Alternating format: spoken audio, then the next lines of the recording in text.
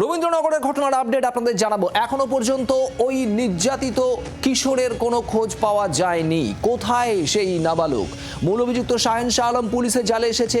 মোট 5 জনকে গ্রেপ্তার করা হয়েছে, কিন্তু নির্যাতিত নাবালকের কোনো হদিশ এখনো পর্যন্ত নেই। কোথায় সেই নির্যাতিত নাবালক? পুলিশ ধন্দে, তার কারণ যাদের গ্রেপ্তার করা হয়েছে, এই শাহেন শাহ আলম মূল অভিযুক্ত সহ যাদের গ্রেপ্তার করা হয়েছে, তাদের বক্তব্যে নানা বিভ্রান্তি। তারা বলছেন তারা জানেন না বাথরুমে যাওয়ার সময় নাকি পালিয়ে যায় ওই নাবালক। পরিবারের কেউ নাবালককে লুকিয়ে রাখতে পারে, এমন দাবিও করা হচ্ছে। পিয়ালি মিত্র আমাদের প্রতিনিধি রয়েছেন সরাসরি। পিয়ালি, 5 দিন পেরিয়ে গেছে, ওই নাবালক কোথায়? এখনো পর্যন্ত কোনো তথ্য, কোনো সূত্র কি এই ধৃতদের কাছ থেকে পাচ্ছে পুলিশ?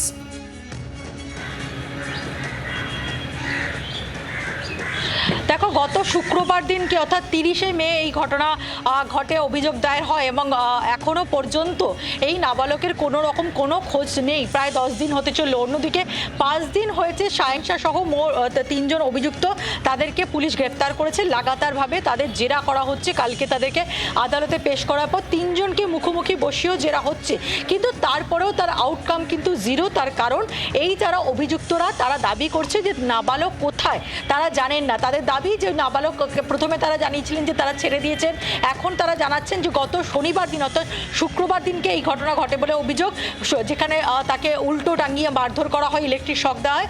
শনিবার দিন সকালবেলা বাথরুমে যাওয়ার নাম করে ওই নাবালক পালিয়ে যায় বলে এমনটা দাবি। এখন কেন তদন্তকারী অফিসাররা বিভ্রান্তিতে? তার কারণ তারা ধন্দে রয়েছেন এই কারণে যে বহু ক্ষেত্রে দেখা গেছে যে যারা অত্যন্ত কুখ্যাত দুষ্কৃতী হার্ডনার, তাদেরকে পর্যন্ত ব্রেক করে দেওয়া হয়েছে। এক্ষেত্রে 3 জনকে লাগাতারভাবে যেটা করা হচ্ছে। যদি এই নাবালক সম্পর্কে তারা কিছু জানতো তাহলে এতক্ষণে তো ব্রেক করে সেই তথ্য বেরিয়ে আসার কথা। একেবারে পিয়ালি, আর এখানে রহস্য একেবারে ক্রমশ ঘনীভূত হচ্ছে। কোথায় গেল এই নাবালক? পুলিশ এখনো তল্লাশি চালাচ্ছে, নজর রাখো পিয়ালি। ধন্যবাদ তোমায়।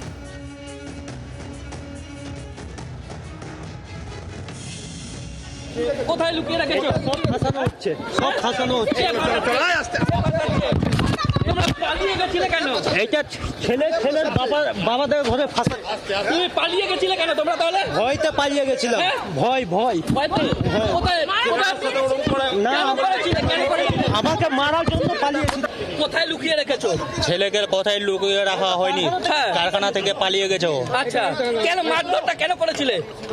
আর ধরো ওকে মোবাইল চুরি করা হয়েছিল, ওই জন্য। হ্যাঁ, কেন মোবাইল চুরি করেছিল মোবাইল বুধবারে। চুরি করেছিল? বাংলার আওয়াজ, বাঙালির আবেগ, জি 24 ঘন্টা।